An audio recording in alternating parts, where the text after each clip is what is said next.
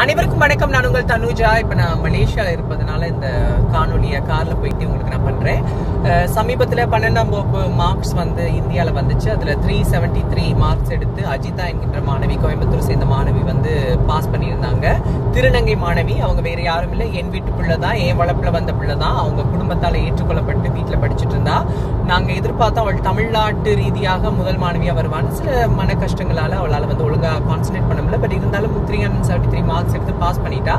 இதுல என்ன பிரச்சனை, இப்ப காலேஜ்ல வந்து சீட் தேடி அலைஞ்சிட்டு இருக்கா. மீண்டும் நீங்க வந்து மாணவிகளை, அதுவும் குறிப்பா திருநங்கை மாணவிகளை டிஸ்கிரிமினேட் பண்றதால பொண்ணால வந்து ஒரு நல்ல ஒரு காலேஜ்ல சேர முடியல. ஒரு பெண்கள் காலேஜ்ல அவ வந்து முயற்சி பண்ணியிருந்தா. அவ திருநங்கைன்றபடியாவே நிராகரிக்கப்படுறா.